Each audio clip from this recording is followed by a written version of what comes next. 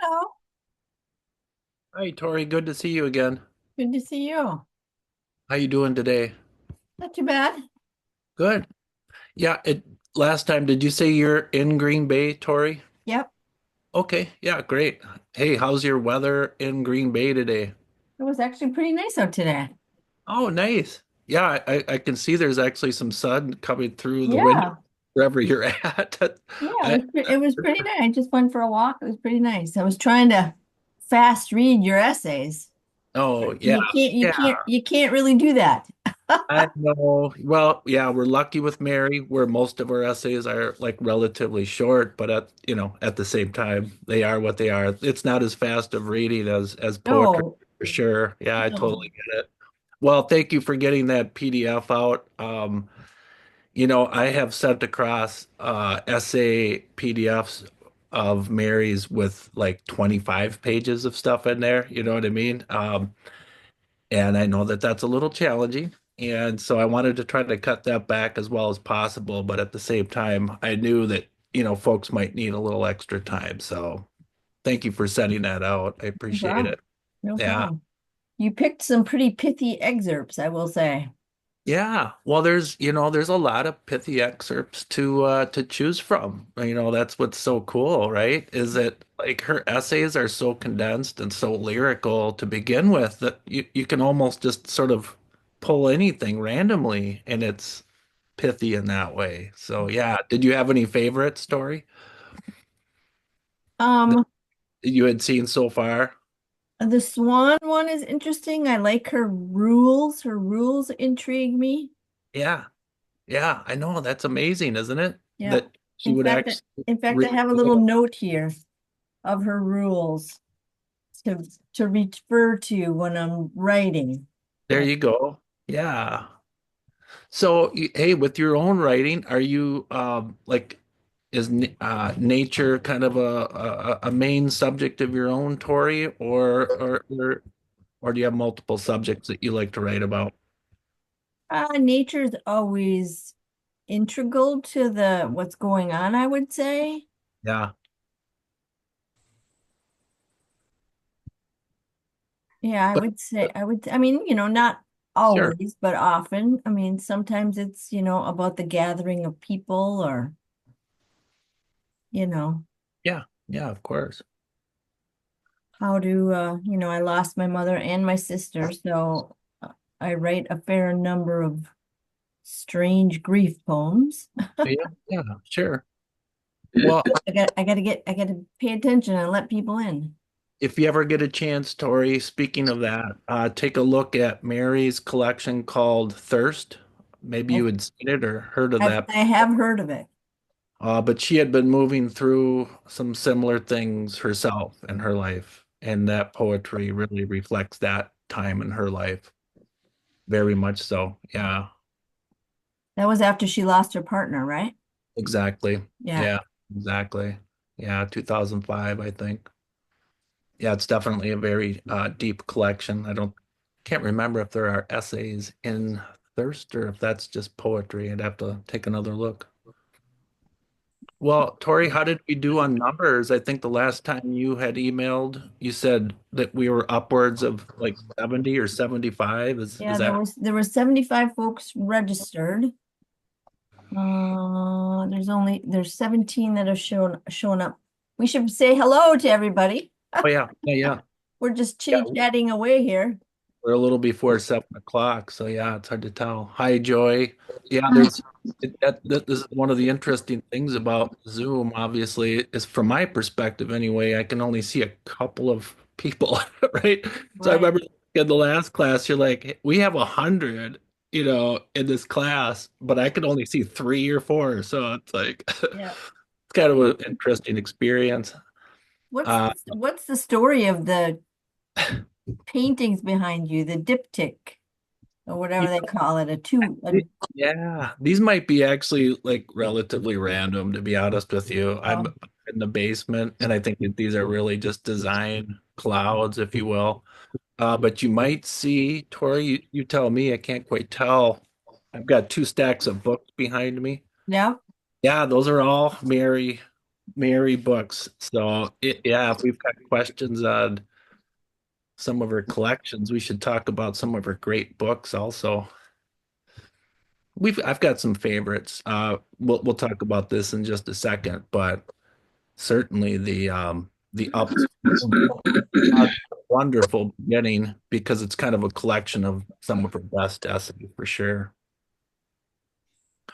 Has Joy, anybody has anybody right? put her poems to like made a picture book with her poems? Well, you know what? Interestingly enough, and I wish I would have brought some pictures of this in. She kind of did one better in a way.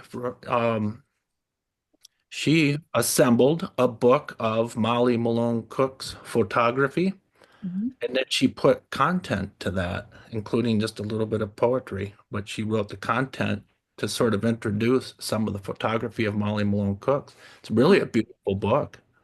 Huh. Uh, yeah, I wish I would have brought some of that in. It's Well, really, really, maybe I can find the link to it while we're chatting. oh, absolutely. Yeah, why not? It sounds interesting. Sylvia, good to see you. Thanks for coming. And Vlasta, good to see you again. And Joy, nice to see you also. I'm just calling out names because I only see a couple. Joy, were you at the first Mary Oliver class by chance? I was not. Okay. Yeah, I'm curious like how many folks were in that first class and then decided to come over to the second one also. So welcome to the essay class with Mary Oliver. Do you have any favorite writings of Mary's, Joy? Any of her dog poems? Do you? Yeah, those are your Yeah, favorite? Yeah, those are of great. mine. There's too many for me to even pick because she is Yeah. by she is my all-time favorite poet. There's a lot to choose from, isn't there? It's Yes, amazing. there is. Okay, I was just talking about this collection called Upstream. It's kind of like a collection of, some of her best essays, no doubt. And at the end of that, there's two pieces she decided to put in there almost for fun. And it's called something like Two Short Ones. And the very last one that ends that book is one about a dog in Provincetown. I think you get a kick out of it. It's great. There's a little bit of humor in it. It's fantastic. What she's talking about is a dog that's kind of stray, but it was like a common stray within the area. Mm-hmm. Decided to sort of befriend that stray for a little while, and it worked out fine. But then the dog decided that it wanted to keep moving along, and and it found other friends in Provincetown. It's such a cute little essay. It's great. Right. It's 7:02. I'll keep letting people in. People are still kind of filtering in. Yeah, no problem. I see some new people, so I will introduce myself and then I will let you to introduce yourself. Oh, great. Yeah. I'm Tori Grantwell House. I am a regional VP for Wisconsin Fellowship of Poets, and I organize these workshops as part of my volunteer work for Wisconsin Fellowship of Poets, in addition to working on Bramble Literary Magazine, and I am also the website manager. And I would like to introduce you to Troy, who will introduce himself. Yeah, thanks, Tori. I appreciate it. And as I mentioned that first class, I really appreciate the fact that you found me in my classes in Madison. Really, that's fantastic. I've been trying to work on creating a variety of different poetry classes here in Madison, Wisconsin for probably 6 or 7 years. And really the whole idea behind on the O'Hara Writing Center was to, how should I say it, maybe make conversation around poetry maybe a little less formal, a little more informal. And so I'll create classes month by month and station those in a variety of places in Madison. In the very beginning, I would create classes in local cafes, brew pubs, you name it, wherever I could find an audience, and we would just kind of hang out and talk about poetry. Pandemic hit, and most of my classes, like everybody else who's involved in education, and for those of you folks who took the classes, we moved to Zoom, obviously, very quickly. And really, for 2 or 3 years, that's kind of like the thrust of most of my classes had turned to Zoom. It's so and so here we are. During that time, those 3 or 4 years, especially, I found that there was a very powerful audience that were interested in Mary Oliver poetry. I taught a class, one of the original ones at the UW Arboretum. Hopefully, everybody's had a chance to, visit there at some point. It's beautiful. Um, Really a beautiful local gym here in Madison. And we were so surprised. We thought that maybe we would have 12 or 14 participants in this class. And we ended up with 50, right? And then so we had to figure out ways of breaking down that class into smaller groups, et cetera.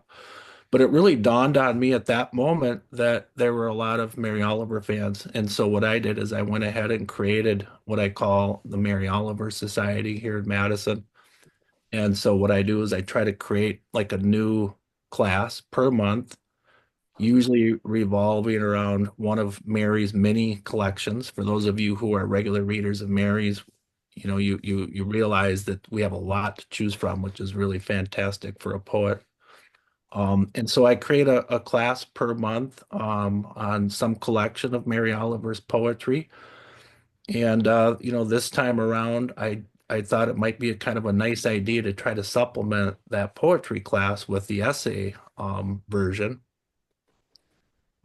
fully realizing that in so many of her collections, it has a tendency to be a combination of poetry, prose, and even sketches in some cases.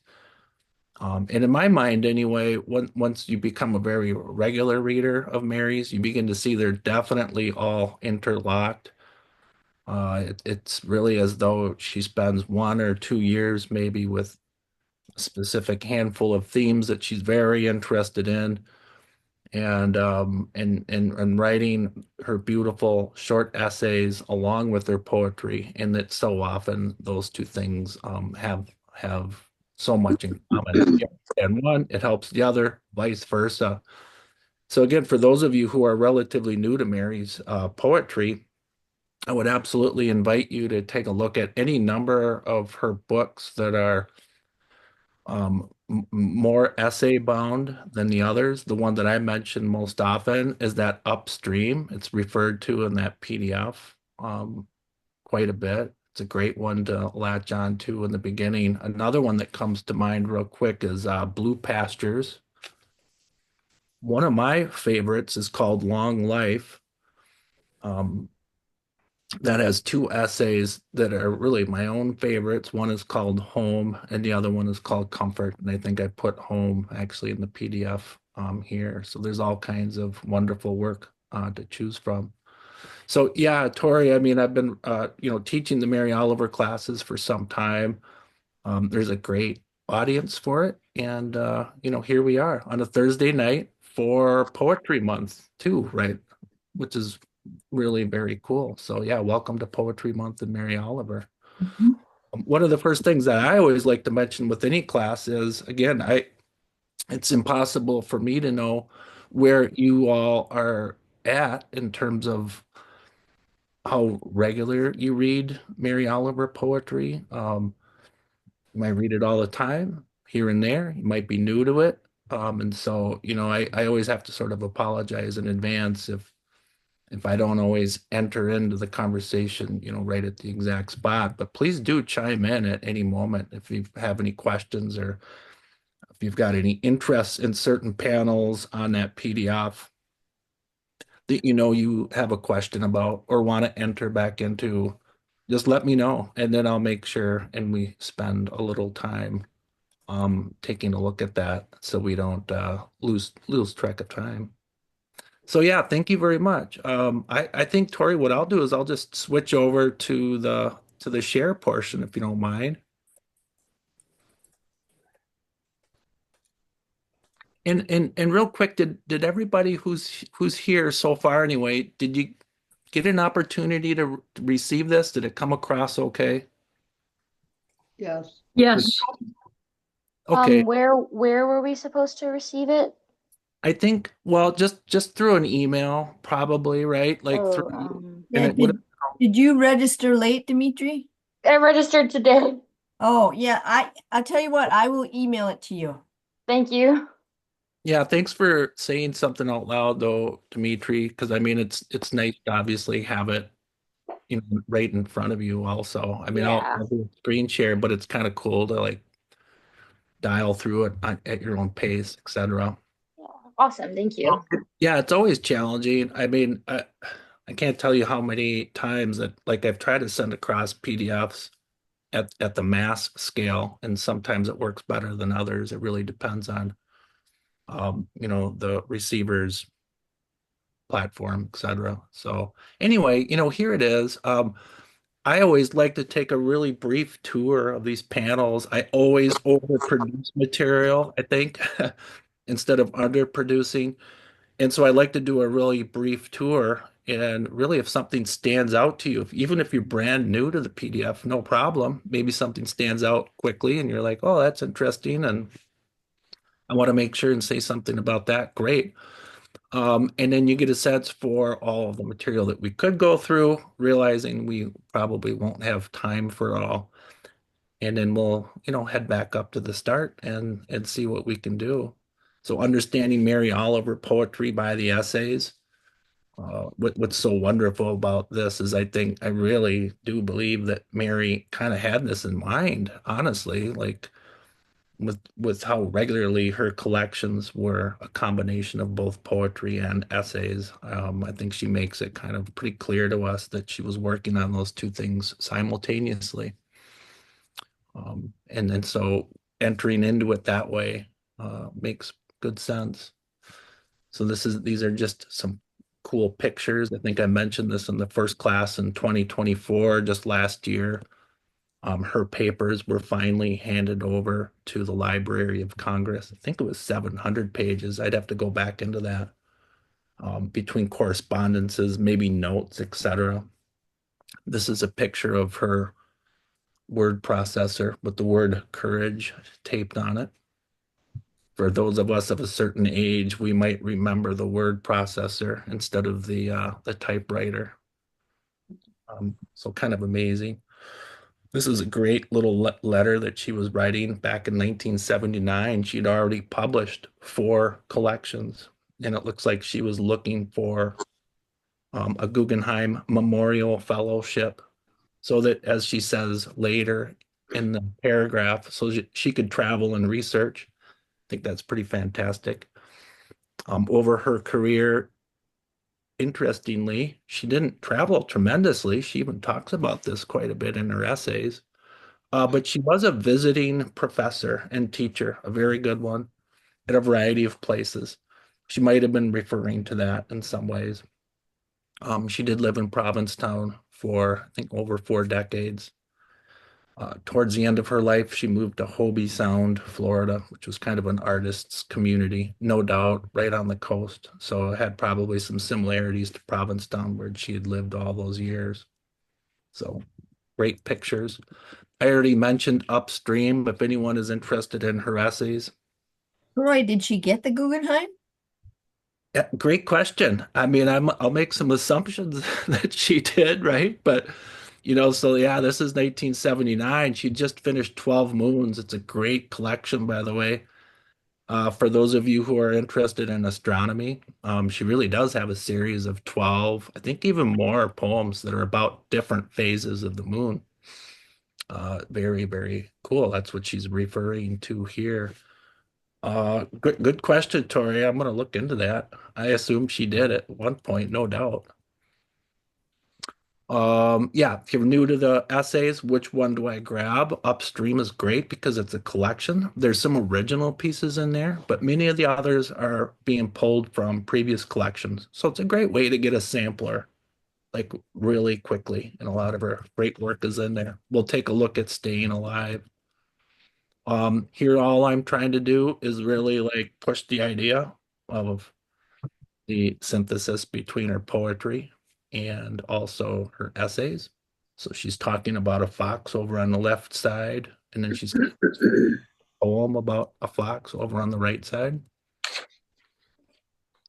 So those are all about staying alive. That's from Upstream.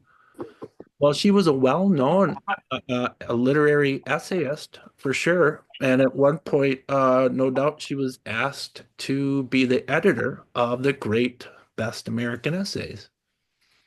These are always really good collections. I have this one obviously, and one of the things I love about this collection is that she's picking a lot of essays that have similarities to her own, and that is they're really quite poetic and having to do with nature. So if you like short nature, lyrical essays, go back and fish out that 2009 beautiful version. We'll take a look at that real quick.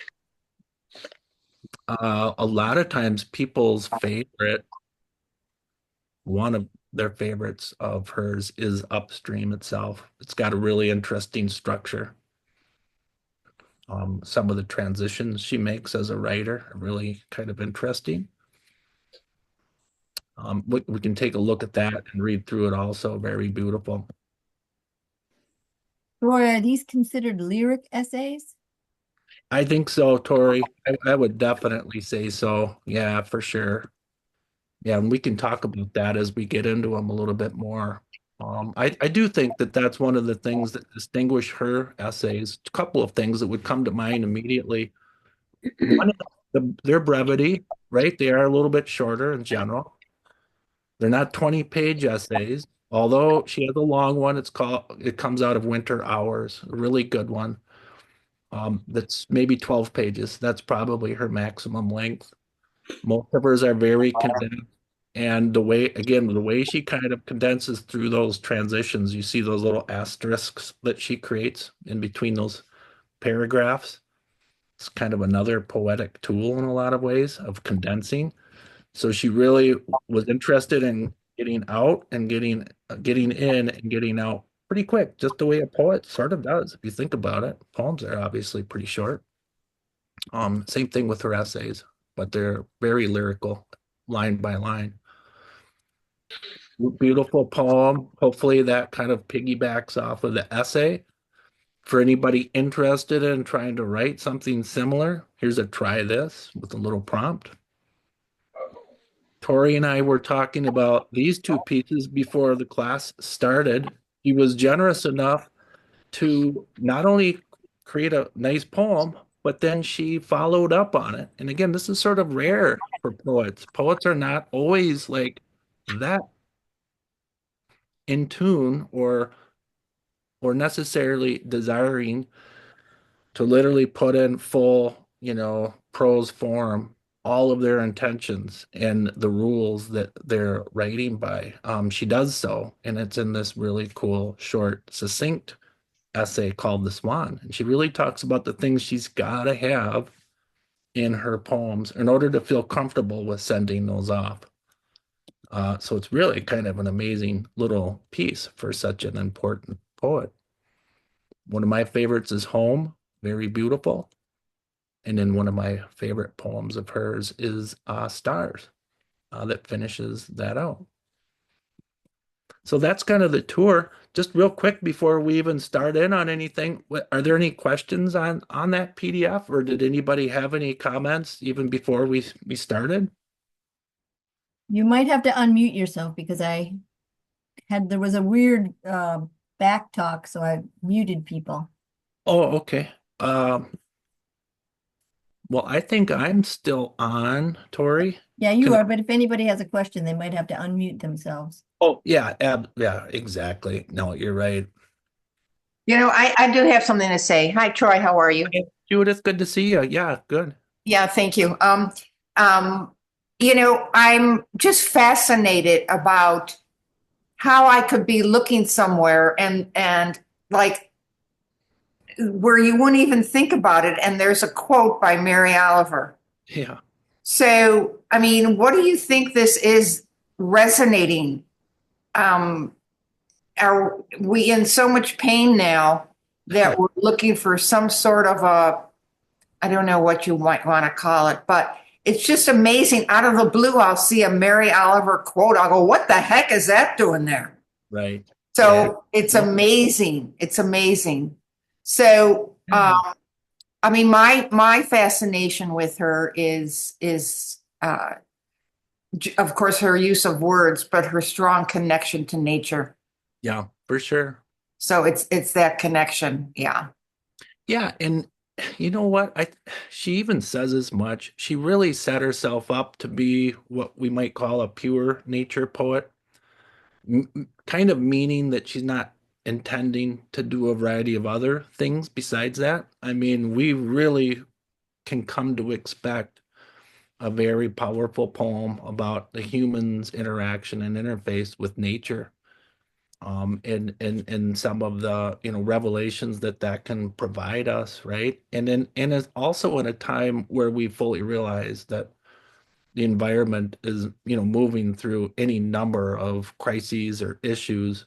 She was really at the forefront of understanding that also. You know, I always wonder where, you know, I had reason to speak at a ceremony, and I talked about how my father, when I was a child, left a poetry book on the kitchen table. And then my mother left her match. They smoked back then. And the matchbook on the cover said, enter your poem at the University of Chicago. You know, I was 10 years old. Yeah. So it's just amazing how this has still stayed so strong with me. Yep. And I'm just so glad that I have it in my life, especially during this time of just, I don't even know the words. Sometimes I have no words for what's going on, quite frankly. That's where poetry comes in. Yeah. Yeah. And I mean, many would call Mary an ecstatic poet. And let's be honest, I mean, there is a religiosity, a spirituality that's absolutely associated with all of her poems. She's always kind of seeking that kind of transcendent moment, that connection. And I can't help but to think that a good portion of culture probably feels that way, but we're not always able to pin it down.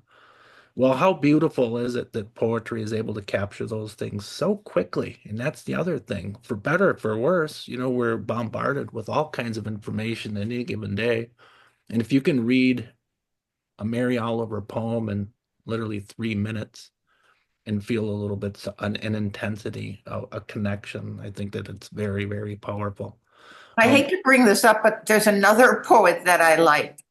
And her name is Naomi Shihab. She's a Palestinian poet. Oh, Do you sure. know her? That is a familiar name. Yeah. Naomi Shihab Nye. I urge you to read her poem especially now, on kindness. Oh, yeah. Beautiful. Yeah, it's really remarkable. Yeah. It has the same sort of pull to it. Yeah. It would be kind of cool to just create a class that's like has an underpinning of Mary Oliver, but then it could very easily pull in any number of other contemporary nature or spiritual poets for sure. Right. Yeah. Take a look at within her essay collection called Long Life. She has kind of a relatively offbeat one, but again, we were just talking about what are the variety of reasons why is it that we might see Mary Oliver's name and her poetry show up. I mean, she has been popular for a long time, don't get me wrong, but as you say, Judith, certainly now.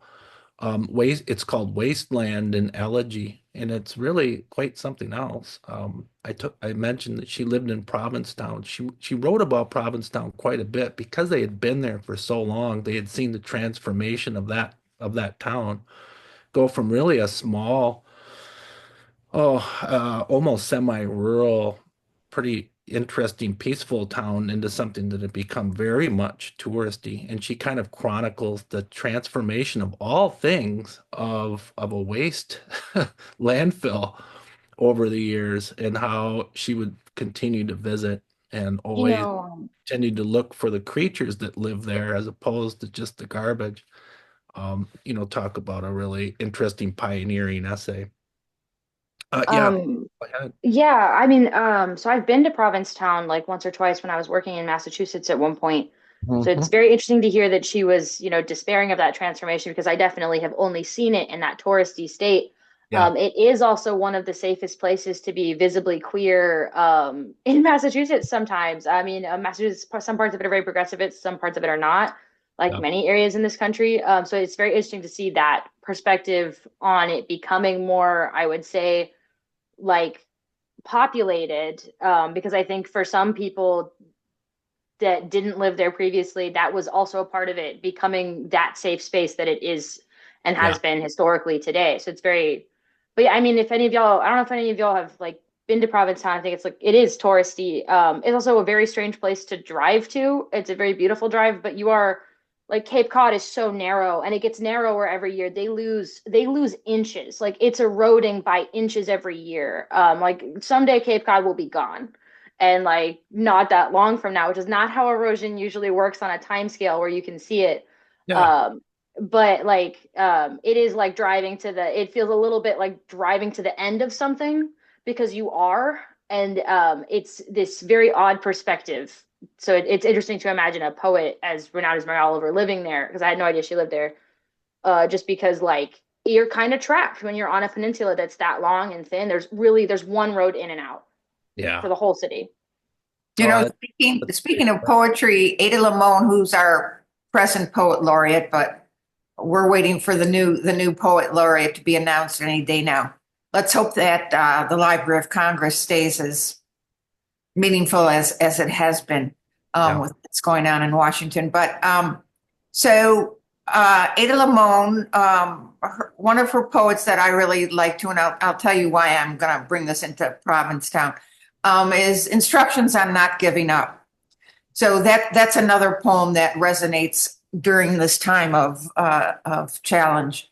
Mhm. Ada had you can go to the Library of Congress and there's oodles of information on her. She's very well loved, has been on college campuses. I think she's been at the U of W, actually, University of Wisconsin-Madison, actually.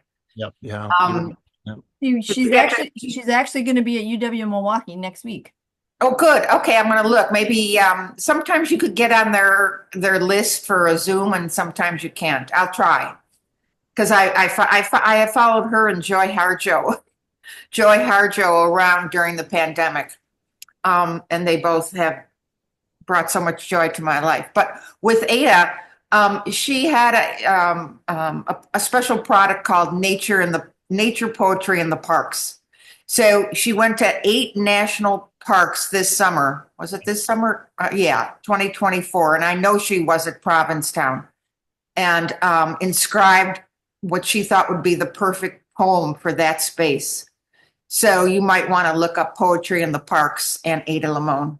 Yeah. It's beautiful. You bet. The resurrection of nature poetry. It's wonderful. Yeah. I think I think I went to the park that would have been in when I was there. I'm a marine biologist and a coworker of mine also had the same degree. So we actually went there to try to do some nature spotting and we identified some things that we found on the beach and stuff like that. Mm. Yeah. I mean, Amazing. you bet. And stuff. I mean, I don't to say stuff like that is very general. I'm creating another class right now, and it's based on Mary Jo Hoffman's book called Still. There's other books that have some similarities. The Comfort of Crows by Margaret Reinkel. Amy Tan has a nice, beautiful new book called Yeah, I just saw that. Backyard Chronicles. There is definitely a wonderfully trending situation where we're being asked to go and look at the micro, go and observe the micro and then write about that and really reconsider what we're seeing in our day-to-day lives out our window or out on the beach, as Dimitri was talking about, and then try to write in response. It's a wonderful way of connecting to the nature and to an environment for sure. Mary was doing that all of those years. And when I had mentioned she was a pure nature poet, the other thing that's so interesting about her career is a lot of us who like to write poetry, we really do it on the side or have to do it on the side. And Mary really did live, eat, and sleep nature poetry, very much so. Another essay that I would like to just mention, it's not in here, but it's out of Blue Pastures. and I think it's called Of Power and Time. And she really mentions what it means to be a full-time committed pure nature artist. She doesn't use that word pure. I did, but and she said there was three different things that kind of she thought were characteristics of her life as a writer and an artist. One of it, the first one she said, was the child within. Of course, she started that way, but she had always held on to being a child even into her old age. Didn't ever want to get rid of that part of herself. And I think that goes a long way in understanding her intuitive response to nature in so many ways. The second was, for better or for worse, the timekeeper, the person who had to make, wonder who was on the other side of the line on the telephone, or as she says, check on whether or not the mustard was still full in the refrigerator. But the third, and she said this is really the most important, is that the poet has a lifelong vision that they're working on also. And I think that third part, having that lifelong vision, has an awful lot to do with the thrust of her project and the idea of really doing this as a full-time teacher and poet and writer and very committed person. That comes through in a lot of her essays also, in so many ways. The Staying Alive essay is a really good one. It's where she starts talking about connections between her lifestyle of being a poet and where language comes from and where that commitment comes from. She says, I do not think of language as the means to self-description. I thought of it as the door, 1,000 opening doors past myself. I thought of it as the means to notice, to contemplate, to praise, and thus to come into power.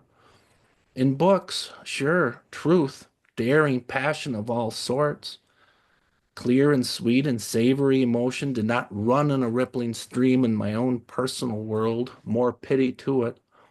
But in stories and poems, I found passion unfettered and healthy. Not that such feelings were always or even commonly found in their clearest, most delectable states in all the books I read, not at all.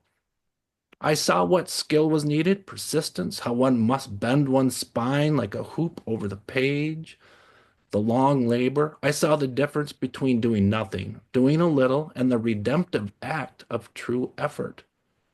Reading, then, writing, then desiring to write well, shaped in me that most joyful of circumstance, a passion for work.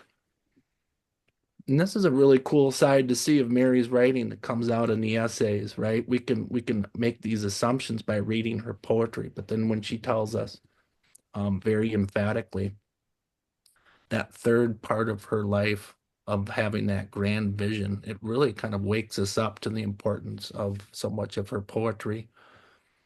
So here's one of those panels where I'm trying to make my point, where I kind of mentioned that Mary might be working through in prose some of her ideas in a long form, and then over on the other side of the ledger, condensing that and creating those poems. And you can begin to understand one better by reading the other.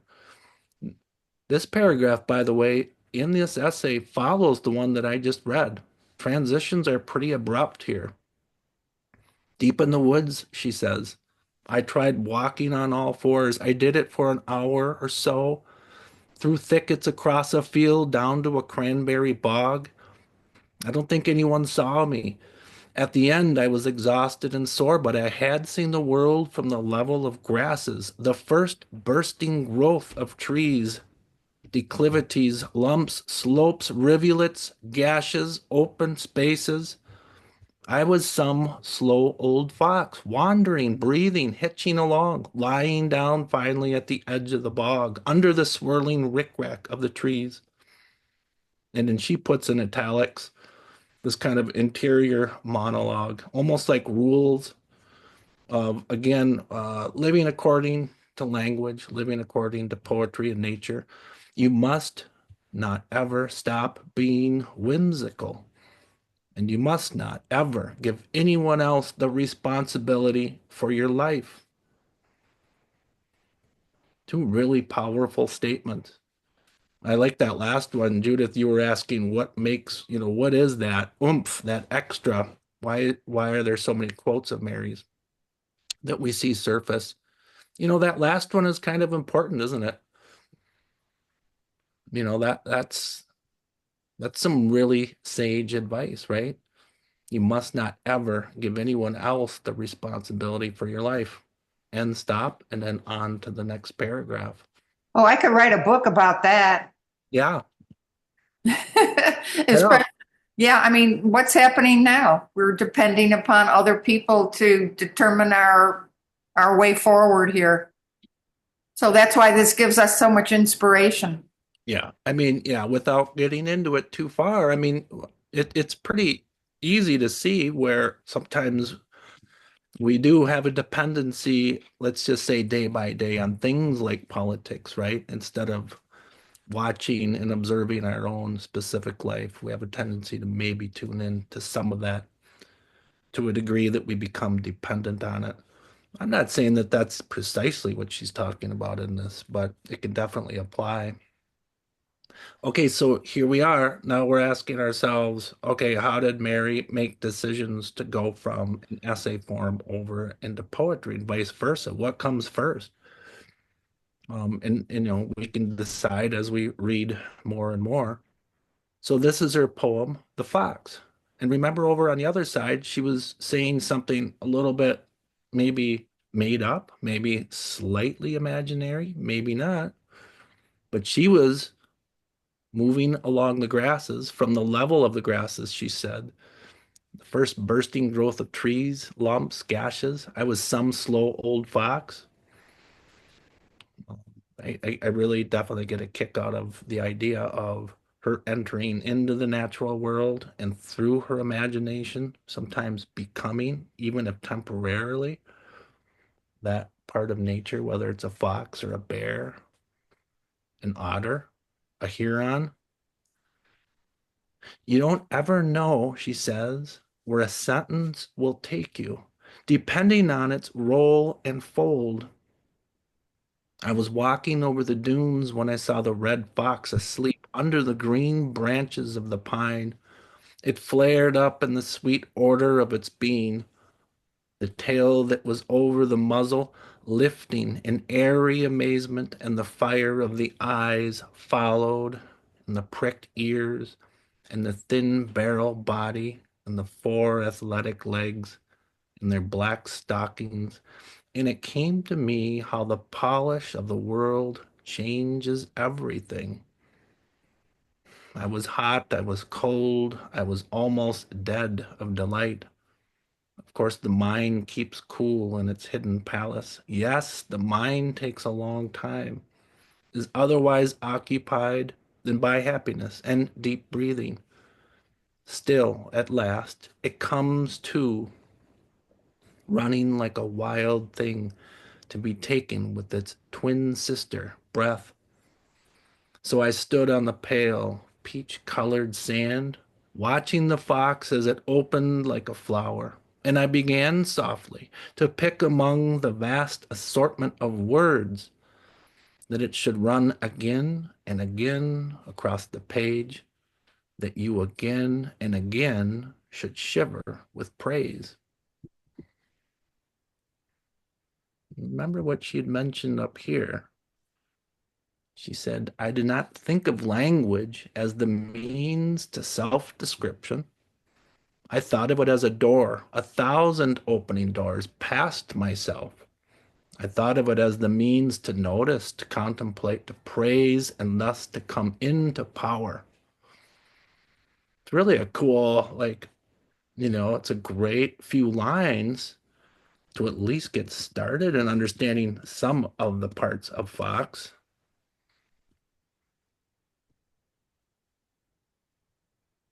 Language, power, interacting with nature, becoming it. Did any lines stand out to you all in the Fox poem? And I realize some of you are brand new to it. Did anyone find it interesting that the title of the poem was Fox, but then the very first thing she starts talking about is you don't know where language is going to come from? Can we take another look at the cover, of the book? Oh, sure. Yeah, Upstream. Now that'll be a different, that's not the collection that Fox would come from. Yeah, no, I'm just it's I'm very visual, so I will always look at the details. Yeah. And yeah, so I'm starting to see like our art museums combining artwork and poetry now. Yeah, yeah, for sure. Yeah, I think it is definitely like an interesting juxtaposition. I don't think you read the title Fox and you expect her to talk to you about language. Foxes don't talk. Yeah. There's a lot of like she's kind of pushing and pulling with the anthropomorphization here. She describes it as having stockings, but she's also talking to you very much about the fox's inherent like animal and natural nature. Yeah. No doubt. Yeah, yeah. Juxtaposition being a really key word there, right? Like when we talk about metaphor and we poets try to compare two unlike things in a really condensed way, kind of forces us to quickly make connections between those two things that we might not have made immediately. So the fox, right? Like we probably have all seen one, so we can kind of picture what it might look like. And then she starts off, instead of talking about, like, you don't know where language comes from. You're not real sure where the music or the idea is coming from. And in a way, she's really trying to compress the idea that for her, for many of us, no doubt language probably is spurred from nature itself in many ways. And then furthermore, that we too are nature. It would kind of make sense. You're not real sure where that sentence will take you, depending on its roll and fold. Cool description, right? It could describe nature. It could also describe how a sentence works. Poetic line, having those ups and downs. She pulls us into a specific place. I was walking over the dunes when I saw the red fox sleep under the green branches of the pine. So, I mean, these are images that we can totally grasp and buy into and understand. It flared up in the sweet order of its being. What do we all make of that? And Dimitri had already kind of commented on this. And Judith, you sort of alluded to it in a way with that really vivid picture on Upstream, the art of it, right? Yeah, the image. Yeah. Yeah, you bet. The really powerful image that we might run across out in the natural world, so vibrant, you almost can't believe it. It's really unbelievable. So she uses the word flare. The sweet order of its being is a wonderful description, isn't it? Of sometimes you find yourself in awe, right? You see something like a fox, it's such an amazing creature, and you're wondering, like, how? How did this happen? Definitely think Flair emphasizes that it's a red fox specifically, Yeah. which does give you that strong imagery like was being talked about, especially because like I mean, given the context of like Provincetown and like Cape Cod, I am imagining one of those Cape Cod beaches which are very monochromatic, very Yeah. pale grasses, very pale sands. So you have if you have a red fox there, it'll be a very saturated color on that landscape. You bet. Yeah, absolutely. Super visual. Yeah, artistic.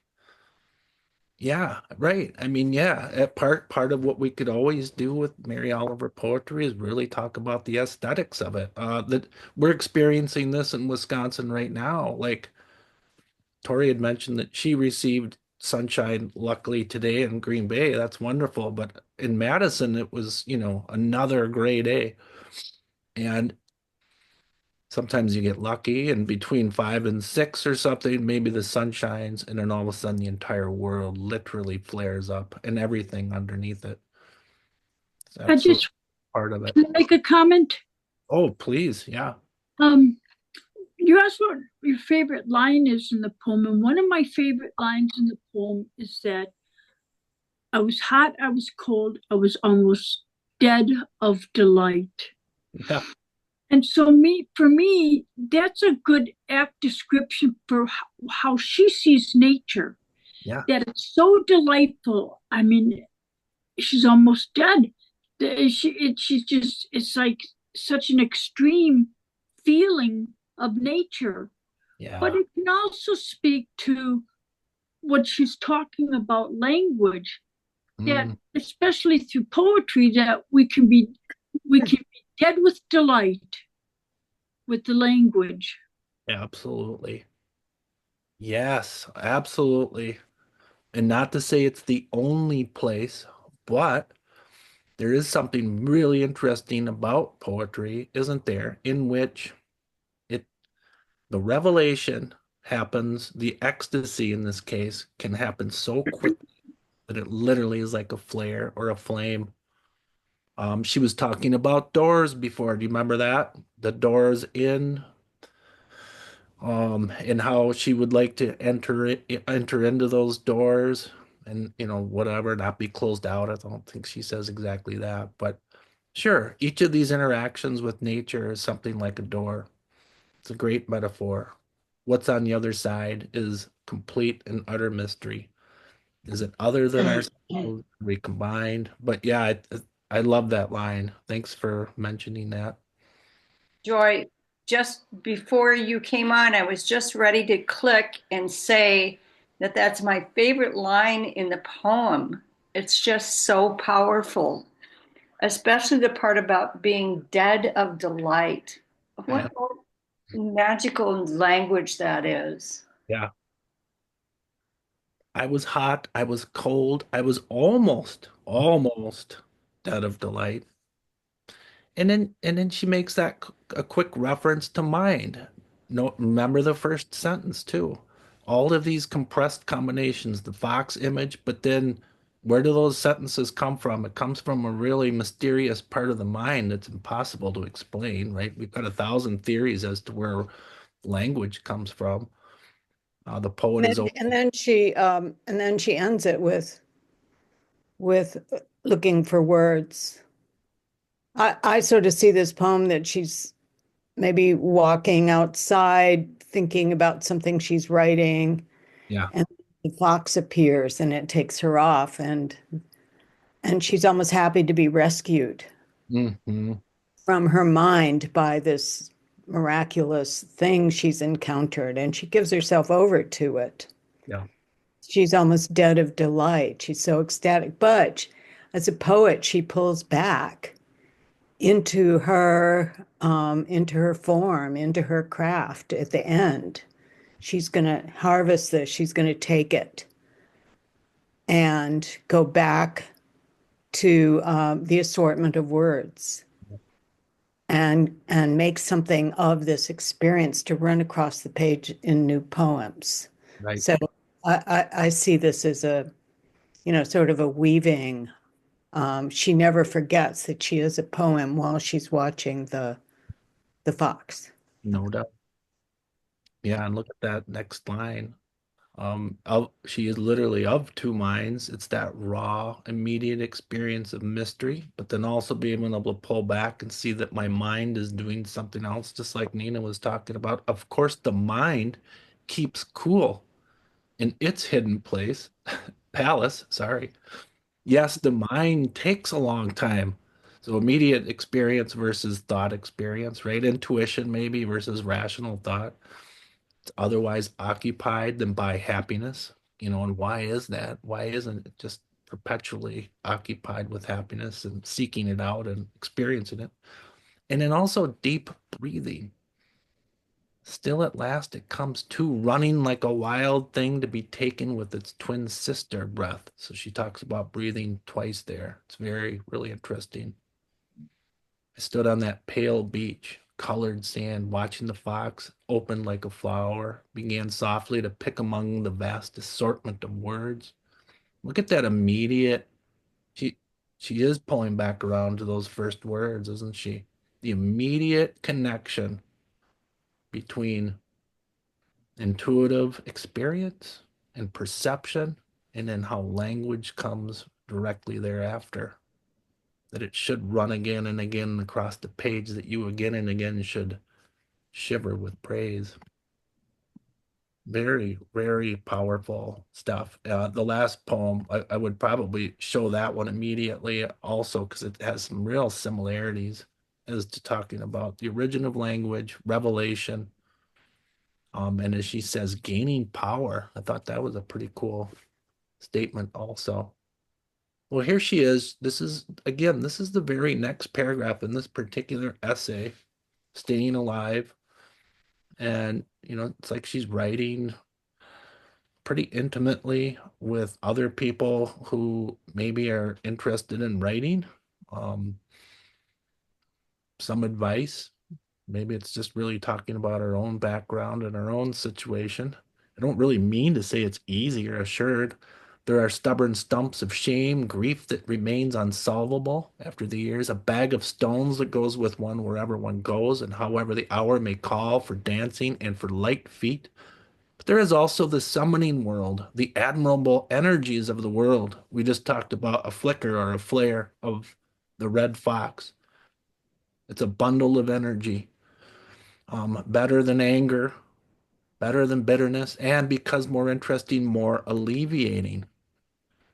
And I think we talked about maybe that escape, although she doesn't say that she writes her poetry for escape. And there is the thing that one does, the needle one plies, the work, and within that work, a chance to take thoughts that are hot and formless, and to place them slowly and with meticulous effort into some shapely heat, retaining form even as the gods or nature or the soundless wheels of time have made forms all across the soft, curved universe. That is to say, having chosen to claim my life, I have made for myself, out of work and love, a handsome life. Great essay to take a look at. We're only taking small bits out of that one, obviously, but for those of you who are kind of interested in really entering into the mindset of the poetic self of Mary, that's a great one. Well, real briefly here, I wanted to include this because this was Mary's opportunity to really give a really summary style introduction to this collection of essays. And so she's able to tell us what it is that she likes about essays. She talks about Emerson as being her own favorite. One of the main reasons for that is that he too comes out of a sort of poetic sensibility instead of being a kind of programmatic philosopher that can be dry, hyper rational, has all the answers, and kind of dogmatic. She really likes the style of Emerson and that how he really tries to enter into his subjects from a variety of angles, and he's testing them on page, not always knowing the answers, but trying to find them.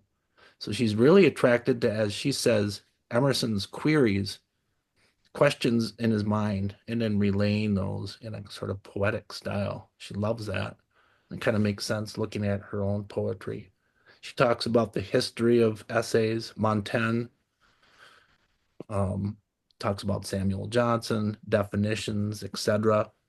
She likes those definitions. She thinks they're fine, but the idea that a essay is really only about self and self-description isn't quite right.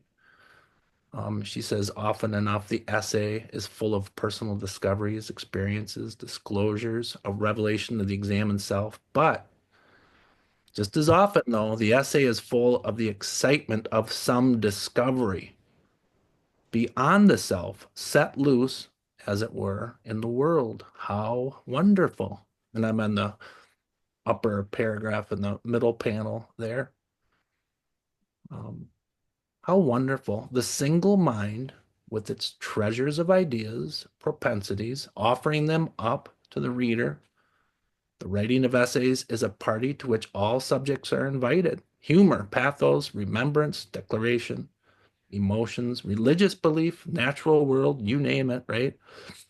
And we have inherited and not perfectly cared for Such congeniality and engaging variety are notable in the following collection. And then she distinguishes the essay from like novel writing, for example, and other styles.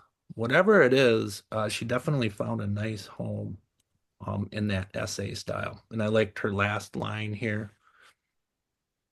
In the time of all time, she says, the now, some essay out there for each of us, be it old or fresh, on the page, may turn out to be a most fervent, provocative, and valuable friend.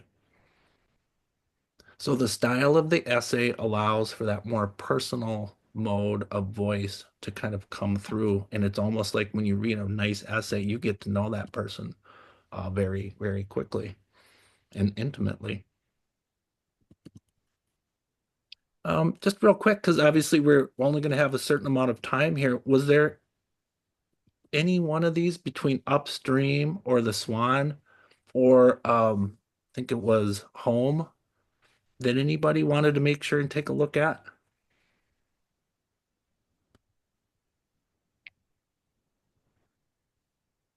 Well, for me, I would like Upstream because we have done the other two at Yeah. one time or another. Okay. Yeah. Right. Yeah. This is absolutely one of my favorites. Yeah. So let's just go back real quick. I mean, we've already hit like some, pretty heavy subjects, and we've only been at this for a short amount of time. But what are a couple of things we can think of already that we could kind of use to understand Upstream as we went along? I just wonder if I can compliment Nina. Nina, you said a couple of words earlier that I had to write down. And the three words were assortment of words. Mhm. I just love that. I just love those words together. An assortment of words. It's like it's magical. Beautiful. The creation of language. We talked about the idea of a grand vision, where it all came from in the first place. Origin of language. What else can we think of? Nature and its mystery. We talked about doors, right? So we've got all of these great swirling themes, and I think so many of them come out in this particular essay. There's a lot of things to kind of pay attention to. The last line, keep this one in mind also. You can apply this to almost anything that Mary writes. Attention is the beginning of devotion. We'd kind of hit Does on she that. have she has another quote somewhere about silence being the door. It's not in this not in this essay, but it's a quote from one of the, maybe you know it. Silence is the door to something. Mm. Yeah, yeah. Remember she talked about breathing twice in our Fox poem. Very often, breathing is associated with a kind of internal peace Mhm. or silence. And for those that real interested in, pursuing nature and understanding it, we probably come to realize that there's a couple of different ways. One is you can enter into nature and try to understand all of its details and data associated. It's one way, like the naturalist. And then the poet or the musician, etc., maybe they try to come to nature with a more listening and understanding it and what it sounds like. And that usually comes from silence. And a lot of times we kind of associate that with breathing and meditative practice, right? How do we quiet our mind to the point where we can hear or understand nature? Um, I think she seems like she's trying to get at that quite often. Well, I can start reading and then making points, but then if anybody else would like to do some reading, please do. I think we had talked about nature as companionship for Oliver and much of her poetry, right? It's an area, a safe zone. We had talked about it before. Provincetown as being safe culturally, yeah, but at the same time, with like where she lived, walking outside, she really was able to meet quiet nature, if you will, in so many ways. And she's talking about that in this first line. One tree is like another, but not too much. One tulip is like the next tulip, but not altogether. More or less like people, a general outline than the stunning individual strokes. Hello, Tom. Hello, Andy. Hello, Archibald. Violet, Clarissa, Bluebell. Hello, Lillian, Willow, and Noah, the oak tree I have hugged and kissed every first day of the spring for the last 30 years. And in reply, its thousands of leaves tremble. What a life is ours. Doesn't anybody in the world anymore want to get up in the middle of the night and sing? That's another real powerful line, isn't it? And in those italics, we saw that one other time, didn't we, with the staying alive, that powerful sort of you reference, right? Like really trying to speak even closer to the reader or interior monologue. Maybe those two things are connected, or she wants them to be. She's very earnest about trying to share those revelations, that's for sure. In the beginning, she says, I was so young and such a stranger to myself. I hardly existed. I had to go out into the world and see it and hear it and react to it before I knew at all who I was, what I wanted to be. Wordsworth studied himself, found the subject astonishing. Actually, what he studied was his relationship to the harmonies and also the discords of the natural world. That's what created the excitement. That's a cool line because we just saw that, didn't we? Remember her introduction to those essays? One of the things she wanted to put her own stamp on understanding essays. She's like Montaigne, the rest of them, beautiful. But it seemed like there was a tendency to only want to get to know oneself. She said that's great, but I also like the idea of moving outside of myself and getting to know the world around her. She's talking about the same thing right here with Wordsworth, right? Even I moving. I like how she gave names to the plants. Yeah, First names. It shows how she has such a connection, a right. personal connection to the world around her. No doubt. Uh, Yeah, no doubt. And sure, she could have made that up right on the spot, but you probably get a sense that, those really are names that yeah, she yeah. considered in those daily walks. Yeah, you bet. Well, okay, we saw a really interesting transition with the Fox poem. Remember, it was Fox in the title, and then all of a sudden, bam, she's talking about where the sentences come from. So she has this great technical ability of making abrupt transitions and really forcing us as readers to try to make some really quick connections. She does the same here. She's talking about referring to trees and other plants that are close to her, and then bam, she goes back to a pretty deep statement about being a stranger to herself, when she was young. I thought with the Fox poem, she was searching for the right words to bring the same delight that she felt to us so that we could feel it too. Um, and I think she was successful in that. Because when she described the fox opening like a flower, I could picture that. They're all curled up with their tail over their face, and then they they uncurl. And Yeah, me too. Yeah, exactly. And Yeah, how are you going to do that as a writer, right? Like there's Mhm. a variety of options, but one is to be really abrupt. And yeah, what were you going to say, Dimitri? yeah, I was just gonna agree with Heidi. I feel like that is the quintessential thing with like the classic nature poem is that it's joy transferred. Like it's about explaining to another person how it feels to be alone somewhere. And I think that's where the self aspect comes into it a lot.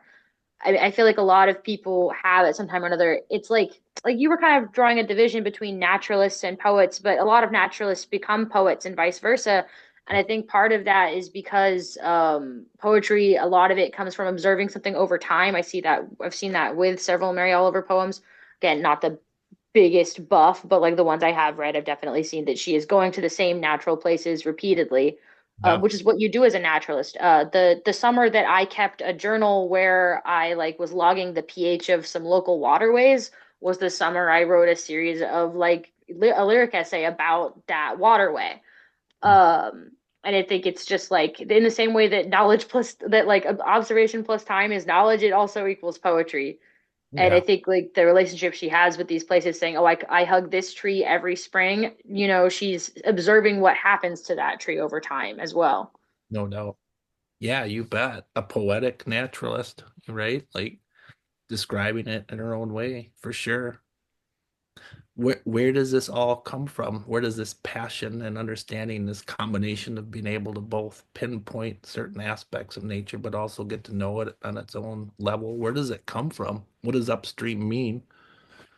Well, randomly, she says, I walk all day across the heaven virgin field, period.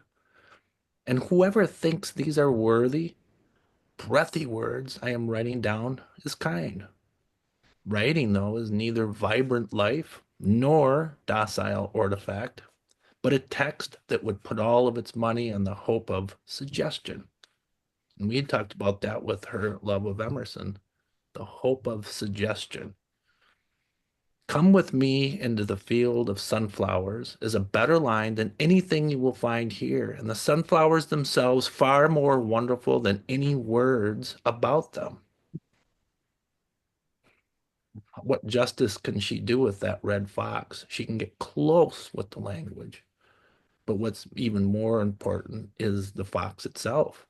A better line than anything you will find here, and the sunflowers themselves far more wonderful than any words about them. So we can only get close to that raw experience. Her So awe, oh, excuse me, her awe, her humility, her wonder. I think that's what makes Mary Oliver so available mm, to people, no matter if it's poets looking at her poetry or if it's a community meeting or a business meeting and someone reads a poem to start the meeting. mm, She's just very accessible. yeah, absolutely. Yeah, she says that outright at one point. Humility was a very important characteristic that she very much lived by, a full-on part of her vision, if you will, her artistic vision was humility. Well, okay, now what does an essay look like? It grabs from all different directions, different subjects, but it can also grab from different time frames. A lot of times you'll find way more transitional information with a more traditional essay. She's giving us these abrupt transitions. Clearly, she's referring back to being young. I walked all one spring day upstream, sometime in the midst of the ripples, sometimes along the shore. My company were violets, Dutchman's breeches, spring beauties, trilliums, bloodroot, ferns rising, so curled one could feel the upward push of the delicate hairs upon their bodies. My parents were downstream, not far away, then farther away because I was walking the wrong way, upstream instead of downstream. Finally, I was advertised on the hotline of help, and yet there I was, slopping along happily in the stream's coolness. So maybe it was the right way after all. If this was lost, let us all be lost always. The beech leaves were just slipping their copper coats. Pale green and quivering, they arrived into the year. My heart opened and opened again. The water pushed against my effort. Then its glassy permission to step ahead touched my ankles. The sense of going towards the source. I did not think that I ever, in fact, returned home. That's a great paragraph, right? This metaphor of upstream seems to have some similarities to our metaphor of doors. But if you picture yourself standing in a stream upstream, you can actually kind of feel the velocity of water. You look ahead and it feels intuitively like it could be a little more dangerous heading up than down, right? It's a little more challenging, I guess. Plus her parents were in the background. What was ahead of her? When you're standing in that river upstream, what was standing out ahead of her? Discovery, more, Yeah, more wonder, more awe. right. And that's such a great contrast to parents who Yeah, yeah. would rein you in. Yeah, you bet. And all wrapped up in nature, wasn't it? Like, isn't that's the thing too, right? When we're out on a trail and we've got that little spur of energy in us that's like, okay, I just have to see that next bend. I don't know if it's gonna be any big deal, but I gotta check it out. And there's a lot of energy and power to be had in looking ahead, even if that's where the mystery and lack of safety is located. Do you think there's anything not attached by its unbreakable cord to everything else? Plant your peas, your corn in the field when the moon is full, or risk failure. This has not been understood since planting began. This has been understood. The attention of the seed to the draw of the moon is, I suppose, measurable, like the tilt of the planet. Or maybe you have to add some immeasurable ingredient made of the hour, the singular field, the hand of the sower. Remember, up in the beginning, she was talking about origins, wasn't she? She used that word, origins. I guess it kind of feels like this little last paragraph had something to do about origins of, and then you fill in the blank. She's talking about seeds, moons, seeds, tilts, Agriculture. agriculture. Yeah. The singular field, the hand of the sower. Now she slips back to the idea of imagination. I guess you could say in the first paragraph, her friendship with her trees has something to do with imagination, no doubt. That was more personalized and had a little piece of humor in it almost. Lives in my imagination strongly that the black oak is actually pleased to be a black oak. I mean, all of them, but in particular, one tree that leads me into black water that is as shapely as a flower that I have often hugged and put my lips to. Maybe it is 100 years old, and who knows what it dreamed of in the first springs of its life, escaping the cottontail's teeth and everything dangerous else. Who knows when supreme patience took hold, and the winds wandering among its leaves was enough of motions of travel. So this really takes another level, doesn't it, of connection to nature. She's actually now entering into the perspective imagination of a tree. I think we can kind of see different levels here, right?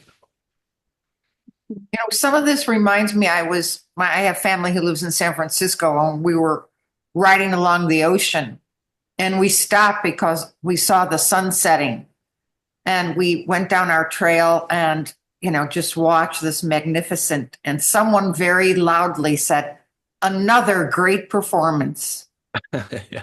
So you reading this brought that all back to me. Oh, Another great performance. oh, and the importance of imagination. She's talking about here also, right? Patience. She talked about breathing before. Definitely interesting. Opening doors. Remember that metaphor? So let's see. The room that we're in might be my own rational thought, my own rational life, my self queries. Open up that door, and then there's nature. And at least temporarily, I'm able to engage it on its own level via my imagination. So that seems kind of connected here. Who knows when the supreme patience took hold? So as a living being, anthropomorphized, I think we'd used that before. And the winds wandering among its leaves was enough of motion of travel. Stay put. And then the tree has imaginative characteristics of staying put and not traveling. Little by little, I waded from the region of coltsfoot to the spring beauties, from there to the trilliums, from there to the bloodroot, then the dark ferns, then the wild music of the water thrush. Period. Would anyone else like to read some of this? There's only a couple of the Sure. like Are you reading from the first part of this page that you're screen sharing? this is lower right hand corner, and then it starts with when the chesty fierce furred bear. Got it. When the chesty, fierce-furred bear becomes sick, he travels the mountainsides and the fields, searching for certain grasses, flowers, leaves, and herbs that hold within themselves the power of healing. He eats, he grows stronger. Could you, O clever one, do this? Do you know anything about where you live, what it offers? Have you ever said, Sir Bear, teach me. I am a customer of death coming, and would give you a pot of honey in my house on the western hills to know what you know? Yeah, thank you. There's some great stuff in there, right? Mary, I think it was you who had mentioned humility of being of interest. It seems like she's kind of talking about that here, right? Sort of putting we humans in place a little. Could you, old clever one, do this? Well, her spirit bear or her spirit animal is the bear. The bears show up quite a bit in her work. Dimitri, if you want to keep reading that, that's great. Sure. From After the Water Thrush? Yeah. After the water thrush, there was only silence. Understand from the first this certainty. Butterflies don't write books, neither do lilies or violets, which doesn't mean they don't know in their own way what they are. That they don't know they are alive, that they don't feel, that action upon which all consciousness sits, lightly or heavily. Humility is the prize of the leaf world. Vainglory is the bane of us, the humans. Yeah, great. Yeah, she really has an ability to like hit those deep chords really quick, right? Well, it's almost like she's teaching us. Yeah, right. Yeah, exactly. I And just wanted to comment on that one line. Oh, excuse me. Commenting on that one line. After the water thrush, there is only silence. And inside the word thrush is hush and silence. And she does that so well and so often, where she leads you to what she's going to say next. right. Oh, That's so beautiful. yeah, great. Yeah, an intuitive transition instead of overdoing it with like too much information. Yeah, you bet. Vainglory is the bane of us, the humans. Humility, the prize of the leaf world. And by association, obviously, the way that she would be able to say that is because that's a characteristic that maybe she prizes herself. And then therefore you can recognize it in some other being, some other creature. So I where is think, it all going? Yeah, go ahead. well, I get such a sense of honoring and I think if you spent as much time in such deep meditative sort of at one-ment, that you would, she gets this intelligence. She perceives and honors this amazing interrelationship and I guess the word intelligent is all I can come up with. That Yep. the bear knows where the medicinal plants are, that all of these living forces understand their cycle and understand that that's all there is and that's enough. It's really a very beautiful thing No doubt. to sit with. Mhm. Yeah, I you remember in education we read our books about multiple intelligences. That was really a an amazing type of concept to read about. And then when you read it, you're like, well, yeah, that absolutely makes sense. But that maybe education previous to that concept was a little more one-dimensional, two-dimensional, maybe three-dimensional. And it kind of feels like you said, Mary is offering up multiple intelligence and then making sure that we also um, put nature in on that list, right? Understanding intuitively nature would be part of our multiple intelligences. How do I we, also yeah, go ahead. I also think she's talking about like that local knowledge when she specifically says, how many of us know anything about where we live? It's Yeah, very easy in like modern human society to not even be able to name more than like one plant that is like native or common in the area where you live.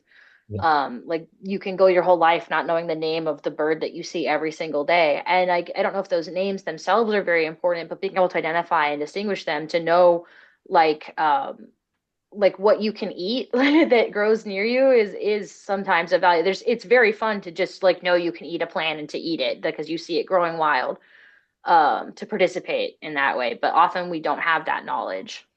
no doubt.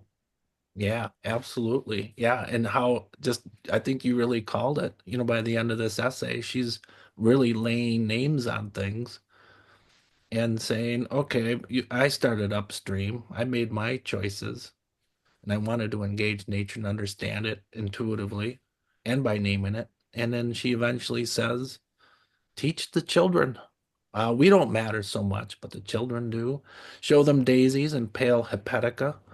Teach them the taste of sassafras and wintergreen, the lives of the blue sailors, mallow, sunbursts, moccasin flowers, and the frisky ones, inkberry, lamb's quarters, blueberries, and the aromatic ones, rosemary, oregano. Give them peppermint to put in their pockets as they go to school. Give them the fields and the woods and the possibility of the world salvaged from the lords of profit. Stand them in the stream. Have them upstream. Rejoice as they learn to love this green space they live in. Its sticks and leaves, and then the silent, beautiful blossoms. And what does it all come down to? How does she sort of reduce it all down to this like trickle, this one statement that's the essence of what she's trying to get across? Well, the whole idea is that attention is the beginning of devotion. Devotion to what? Well, we talked about that, of being a full-time nature poet, having a grand vision, writing hundreds, if not thousands, of poems about nature that then are shared to others and that are enjoyed, and finding an audience in 2025. So, I mean, that's what can happen.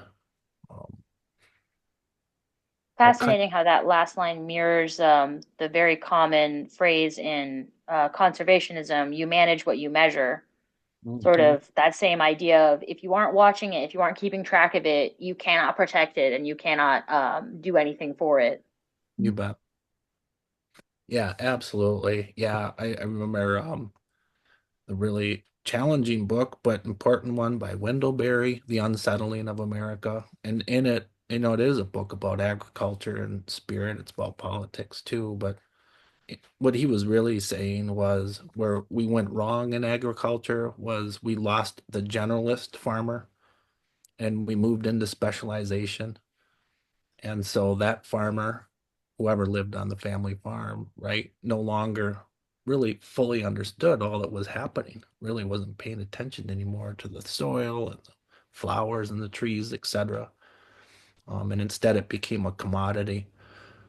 Yeah, I think you're exactly right. Set people upstream, let them feel that water on their ankles and feel that mystery.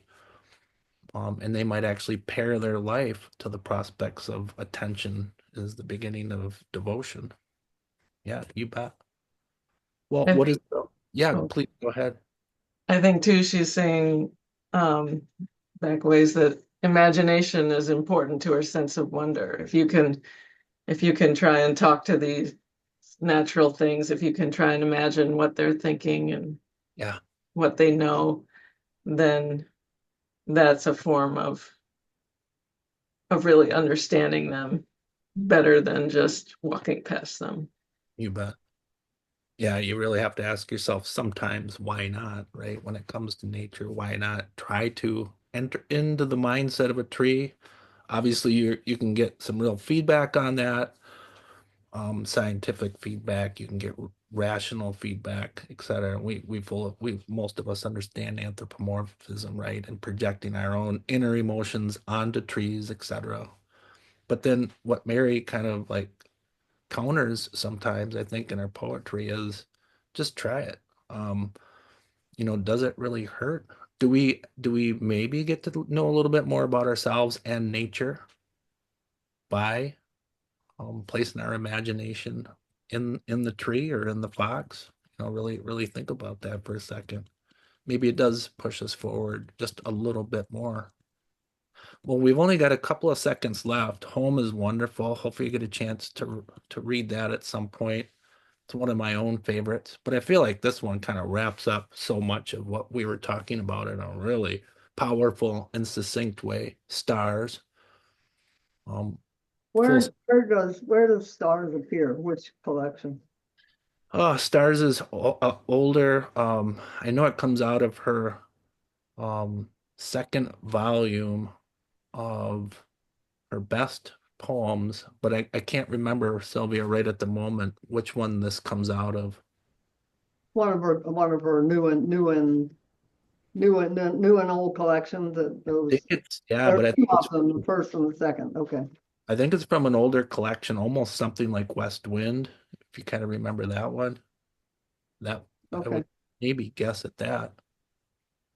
Well, okay, so again, like we're on a whirlwind tour of all of this. We tried to just hit on some of the deeper themes really quick. But that seems to work with interpreting Mary Oliver poetry, right? Because as we read it, we can almost like identify some of the stuff that we've already talked about. Again, the origin of language, the metaphor of doors, intimacy, companionship with nature. Um, so many of these things, they are repeated in a way, but usually in a very fresh way. She says, here in my head, language keeps making its tiny noises. How can I hope to be friends with the hard white stars whose flaring and hissing are but a pure radiance? How can I hope to be friends with the yawning spaces between them where nothing ever is spoken? Tonight at the edge of the field, I stood very still and looked up and tried to be empty of words. What joy was it that almost found me? What amiable peace! Then it was over. The wind roused up in the oak trees behind me, and I fell back easily. Earth has 100,000 pure contraltos. Even the distant night bird, as it talks threat, as it talks love over the cold black fields. Once, deep in the woods, I found the white skull of a bear, and it was utterly silent. And once, a river otter and a steel trap, and it too was utterly silent. What can we do but keep on breathing in and out, modest and willing, and in our places? Listen, listen, I am forever saying. Listen to the river, to the hawk, to the hoof, to the mockingbird, to the jack in the pulpit. Then I come up with a few words, like a gift, even as now. Even as the darkness has remained, the pure, deep darkness, even as the stars have twirled a little while I stood here looking up, one hot sentence after another.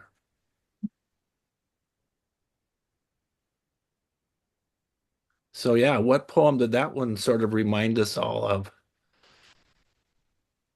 The earlier one that also added, like, referred to the formation of sentences as like combining sort of language and heat.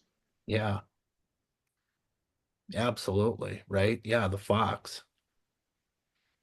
Clearly very interested in that, right? That kind of admixture between perception. Where does language come from in nature? One dependent on the other. But this is a pretty, what would we call this? A pretty far out poem, right? Somewhat, in some ways, a slight departure just because it's not the otter, it's not the tree. Stars gives it a kind of like luminary, interestingly, like incandescent sensation. here in my head, language keeps making its tiny noises. And then she starts talking about those friends again. We've seen that more than once. Her friends, the trees, other companions. You could almost say in Upstream, she decided to move towards friends, right? What do you think is the joy that almost found her? Who's flaring? I feel like that moment of like being fully in the moment with no effort or ability to record it. There's Mhm. like a conflict there. There's like a tension between wanting to fully live in the moment and wanting to record it and preserve it. And when you're in that recording and preservation mindset, you are a little bit outside of the moment. You have to take that distance so you can write down what's happening. Mhm. That's the almost part, that she still Yeah. needed the words. Yeah. She Yeah. still wrote the poem. Mhm. Yeah. What She do you got think? What do you think she would think of our world today? well, like I said, yeah, take a look at Wasteland and Elegy. I think she was already at the forefront of seeing some of that, or take a look at Winter Hours. She definitely is moving through some slight despair in both of those pieces. But she would still say go outside, I Yeah, think. Yeah.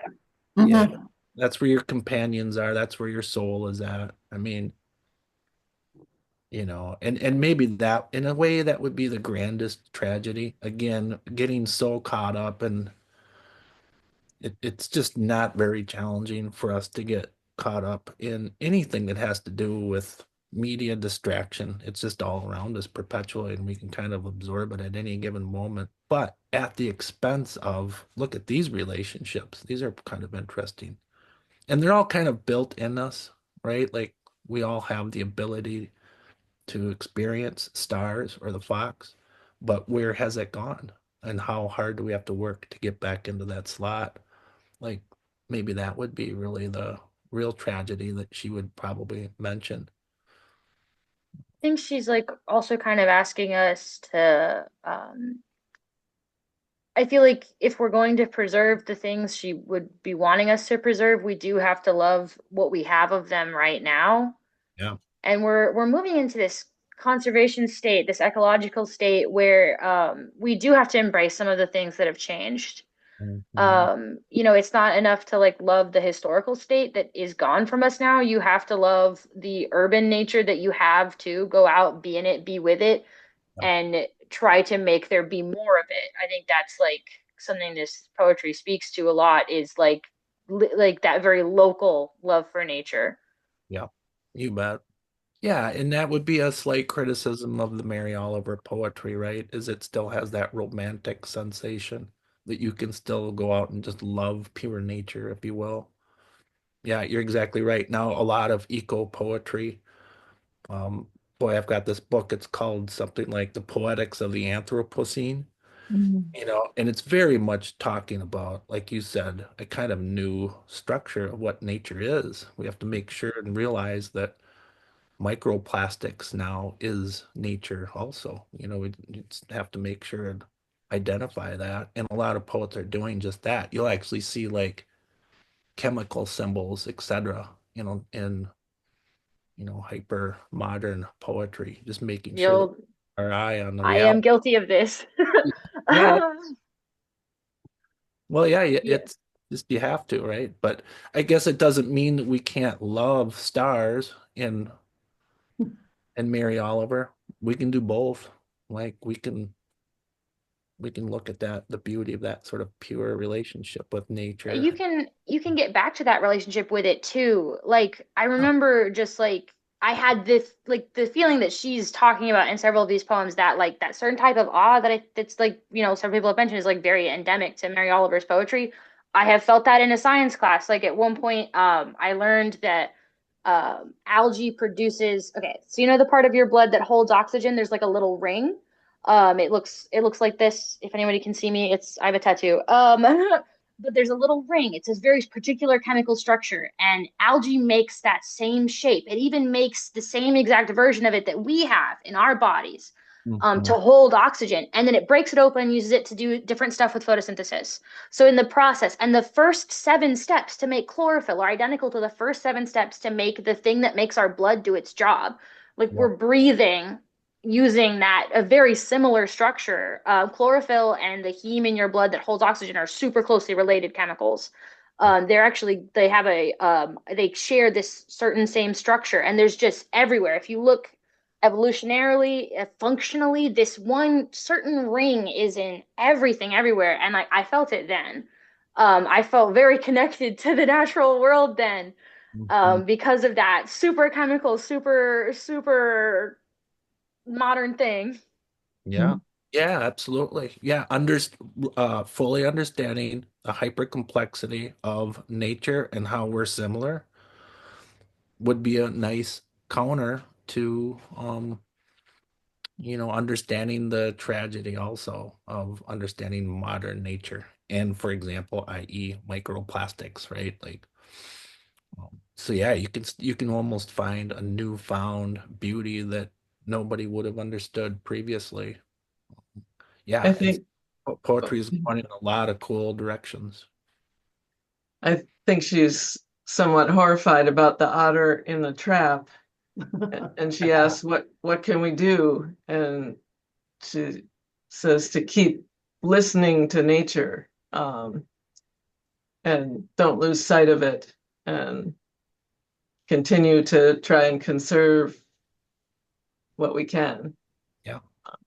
Yeah, it's interesting how the like horror we feel goes hand in hand with that awe. Like if we didn't feel in awe of these things, and if we didn't love them so much, then like the sickness you feel when you see like a clear cut of a forest, like if you're driving through forests in like the Pacific Northwest, they hide them a little bit, but you can drive right past clear cuts, and like you feel like it's like a physical pain. And I think that's because of it's like being an inversion of the awe that you feel otherwise when you just walk into a healthy forest. Yes, absolutely. And what a juxtaposition that would be in poetry, those two things. Yeah, you bet.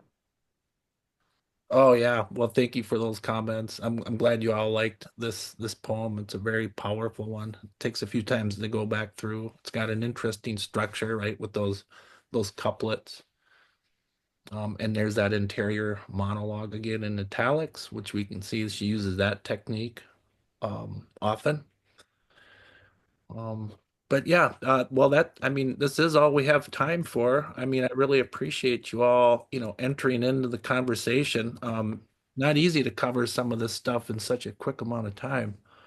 That was great. It was great, Troy. Thank you. Thank you very Thank much. you so much.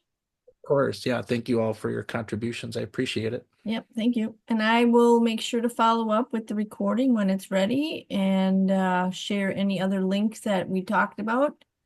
But yes, thank you, Troy. That was great. Okay, yeah, take care, Tori. All Appreciate right. you. Thank you. Thank you. Good Thanks. night. Good night, Thank everybody. you. Good Bye. night. Thank you.